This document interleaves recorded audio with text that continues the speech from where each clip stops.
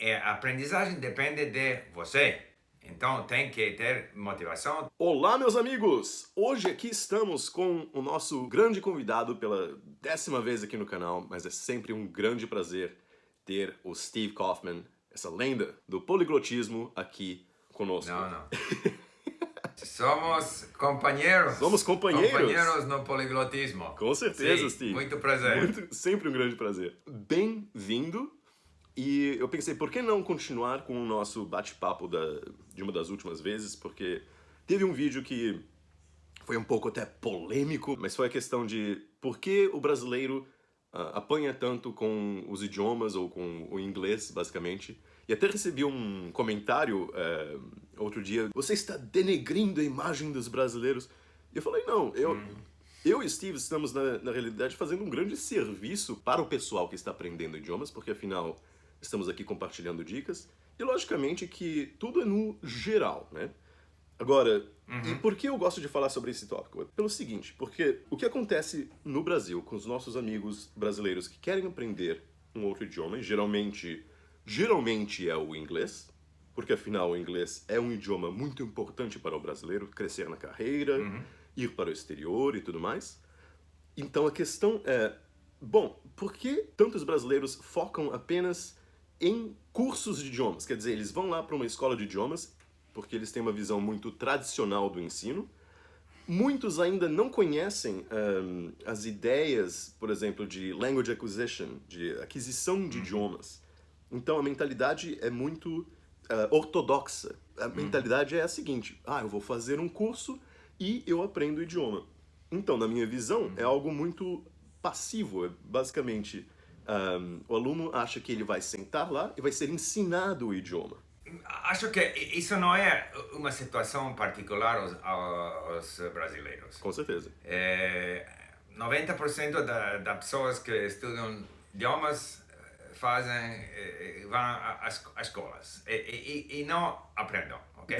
Isso é a situação. Sim. Infelizmente é a situação da maioria dos países.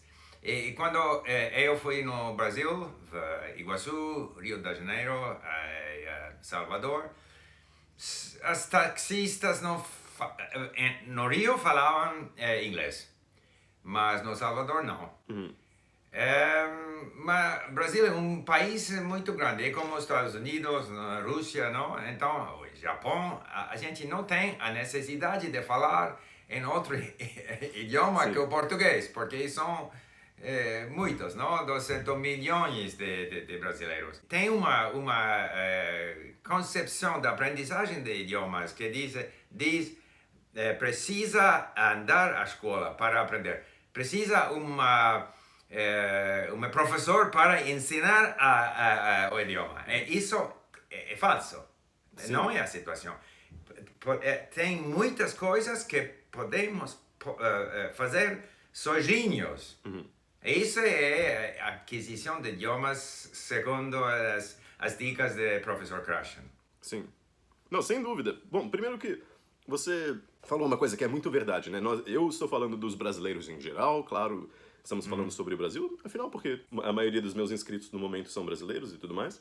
Mas é muito válido ver que, por exemplo, aqui no Canadá, muitas pessoas estudam francês e é o mesmo problema que os brasileiros têm. Eles não falam francês, depois de anos e anos e anos na escola. Então, você está certo. Quer dizer, não é um problema apenas dos brasileiros. E uma coisa legal, muito interessante que você falou também, que o Richard Simcott, ele falou exatamente a mesma coisa, que um país que é muito grande, por exemplo, especialmente num aspecto continental, né? O Brasil, os Estados Unidos, a Rússia, fica mais... E também Japão, sim. Porque são muitos, e sem necessidade de falar outro idioma. Sim, e a cultura também é muito rica, por exemplo, do Japão. Sim. Então o japonês não tem... Ele pode viver a vida inteira no Japão, sem aprender um outro idioma, tendo uma exposição à rica cultura japonesa pela vida inteira. Mesma coisa com o brasileiro. A cultura brasileira é tão rica, então pode sempre ter exposição apenas ao português.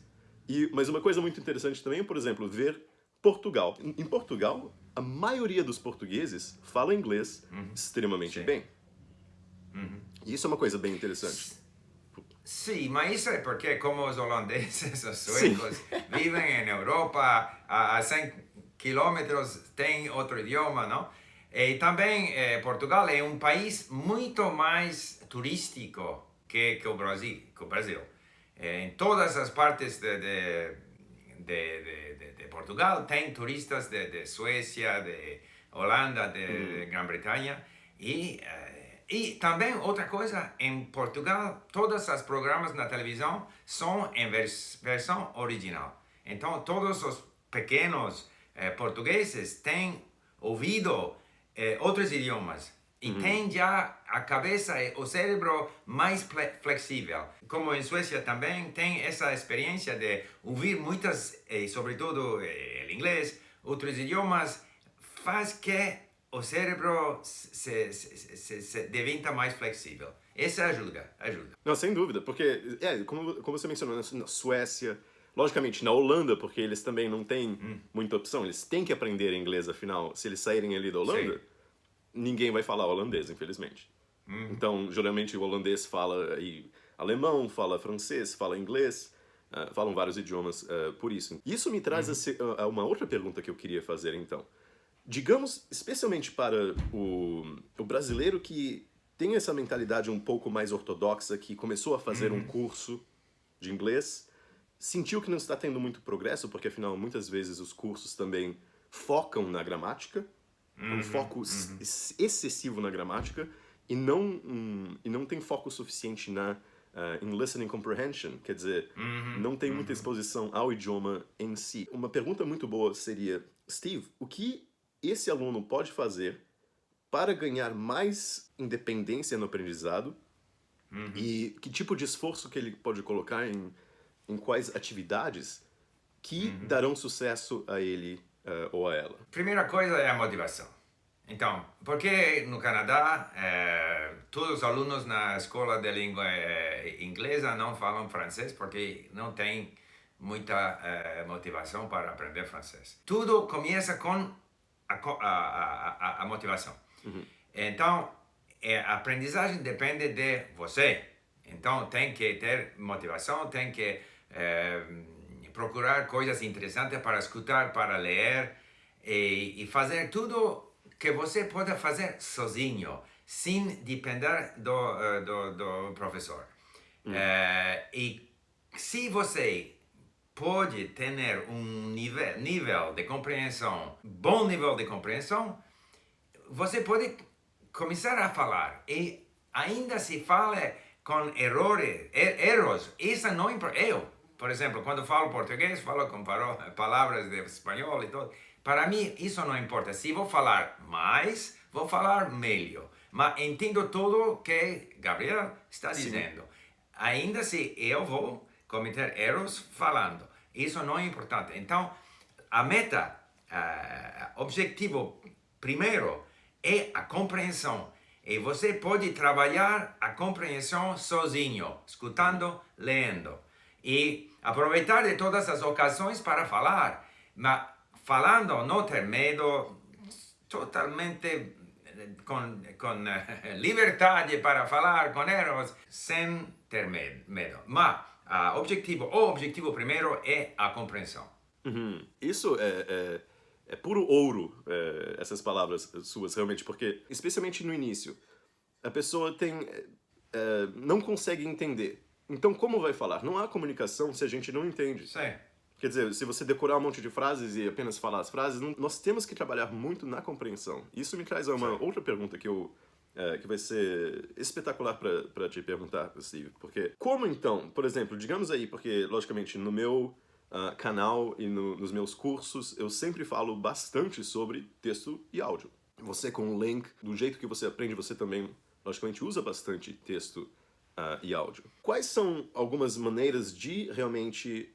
porque, logicamente, a gente tem que ter bastante paciência para desenvolver um bom nível de compreensão no idioma. Quais são as dicas que você teria para uma pessoa conseguir, talvez mais rapidamente, com mais confiança, desenvolver compreensão de pouco em pouco no idioma? A compreensão depende do vocabulário. Então, precisa muitas palavras, não?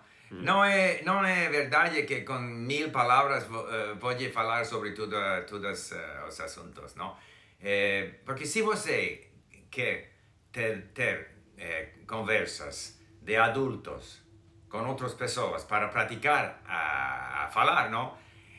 Precisa entender, perceber o que diz o outro. Então, a compreensão. E para desenvolver essa capacidade, tem que escutar muito e com variedade. Variar as coisas simples, conteúdos simples com muita repetição, como as minhas histórias no link, e também coisas mais difíceis, onde há mais palavras desconhecidas. Acho que essa variedade é muito importante, porque muitas vezes temos a impressão de não progressar. Então, porque o cérebro precisa de repetição, mas também precisa de novidades. Então, há que variar e também o sujeito dos conteúdos e o nível de dificuldade dos conteúdos, para que sempre ter a impressão de gostar da experiência de aprendizagem.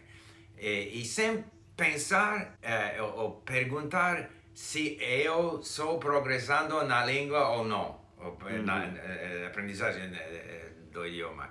E focar-se em o prazer que você pode ter do processo de aprendizagem.